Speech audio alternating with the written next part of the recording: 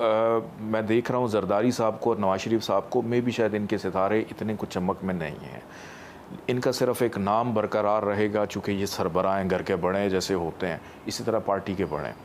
तो 2024 के अंदर कुछ नए चेहरे सामने आएंगे, चंद पुरानों में से छोड़ के मेजॉरिटी 80% आपको कुछ नई नज़र आएगी। चेयरमैन तहरीक इंसाफ का मुस्तकबिल कैसा देखते हैं? क्या दोबारा वज़ीर आज़म बन सकते हैं? ख़ान साहब का जायचा जब हम देखते हैं, जिस वक्त वो पैदा हुए थे, उनके असेंडेंट का लॉर्ड लिब्रा और वीनस जो है उनके अपने जायचे के पहले घर में मौजूद है। ये एक राज योग होता है जिसको हम कहते हैं मलाविया, और जिस शख्स के जायचे में ये योग हो वो अपनी ज़िंदगी के किसी भी उम्र के हिस्से से गुज़र रहा हो, वो वजह शोहरत बन जाता है। उनकी आगे सियासी अगर मैं देखूं तो दिसंबर के बाद जाके और ख़ास तौर पे मई 2024 से वीनस की दशा स्टार्ट हो रही है, यानी वीनस का टाइम शुरू हो रहा है। तो वीनस चूँकि अपना उनका रूलिंग प्लानट है तो इनको रिलीफ मिलेगा। दिसंबर के बाद से चीज़ें इनके लिए थोड़ी सॉफ्ट होनी शुरू हो जाएंगी।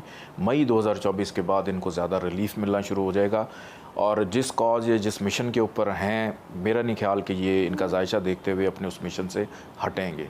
क्या चेयरमैन तहरीक इंसाफ का और बुशरा बीबी का रिश्ता बरकरार रहेगा, या खुदा ना खास्ता कोई अलहदगी के भी खदशात हैं?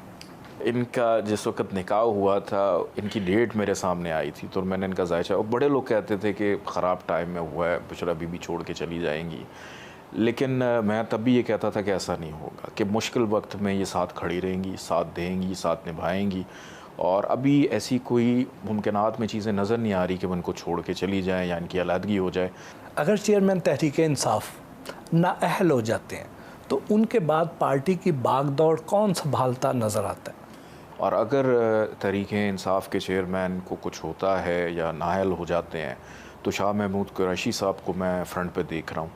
फिर उसके बाद बुशरा बीबी का भी कुछ हद तक इसमें किरदार रहेगा, और पार्टी के वो लोग जो इनके साथ रह गए हैं, अभी कुछ नए नाम भी शायद तहरीक इंसाफ में शामिल हों, तो वो भी फ्रंट लाइन पे आते हुए नज़र आ रहे हैं।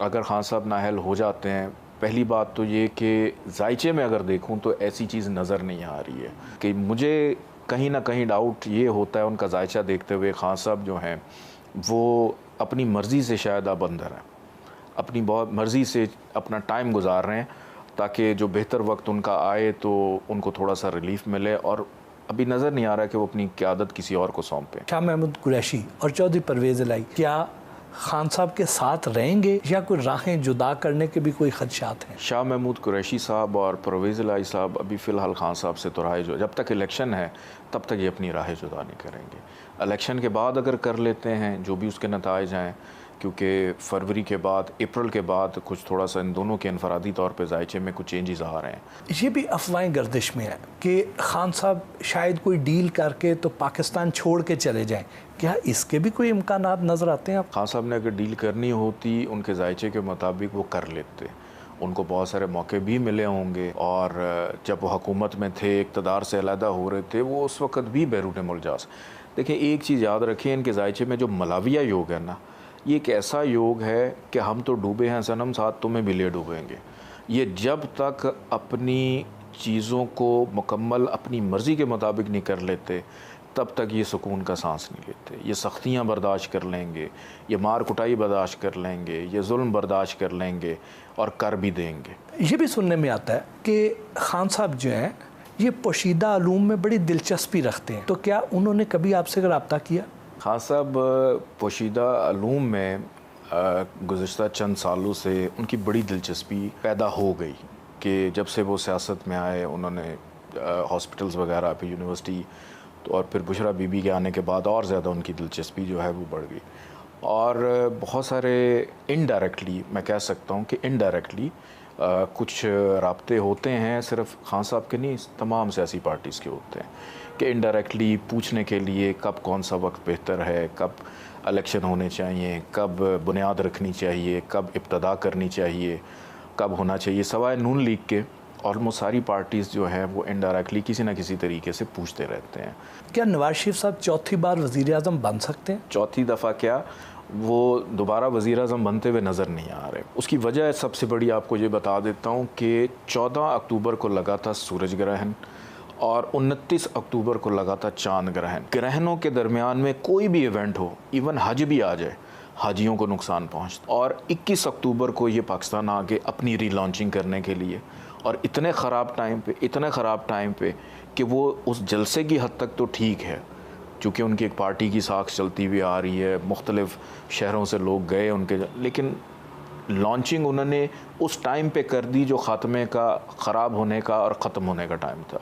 क्या नून लीग पंजाब में अपनी हुकूमत बना पाएगी? पंजाब में नून लीग अपनी हुकूमत बिल्कुल बनाती हुई कुछ हद तक नज़र आ रही है, लेकिन इनका सबसे बड़ा जो कंपेटिटर है वो तहरीक इंसाफ है कि अगर इलेक्शन 8 फरवरी को फ्री एंड फेयर होते हैं तो फिर तो नून लीग की हुकूमत बनना बहुत मुश्किल है पंजाब में।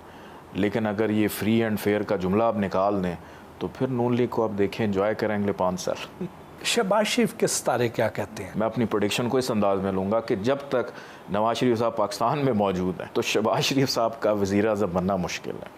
अगर नवाज शरीफ साहब के लिए तमाम वो रास्ते बंद हो जाते हैं जो उनको वज़ीर आज़म के दौड़ की तरफ लेके जाते हैं तो फिर तो मुश्किल है, अगर नहीं तो फिर शहबाज शरीफ साहब बन सकते हैं वज़ीर आज़म। क्या पार्टी की भागदौड़ जो है वो हमज़ा के हाथ में होगी या मरियम फ्रंट फुट पर आएंगी?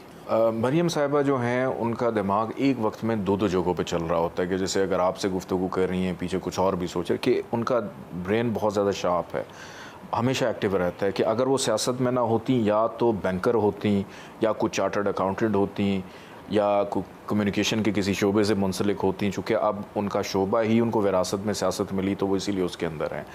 और लेकिन मून इनके जायचे में इतना ज़्यादा ख़राब है कि जो एक सियासतदान को ज़रूरत क्या होती है, आवाम की चाहत की, आवाम में पॉपुलैरिटी की, वो मरियम के जायचे में वीक है। मरियम नवाज़ और बिलावल भुट्टो जरदारी में से कौन पहले वज़ीर आज़म बनता नज़र आता है? बिलावल का जायचा ज़्यादा स्ट्रॉन्ग है। Bilawal by birth he is a Scorpio, और स्कॉर्पियो वाले लोगों के बारे में अक्सर लोगों का इबाम ये है कि ये लोग ना बड़े ख़तरनाक होते हैं।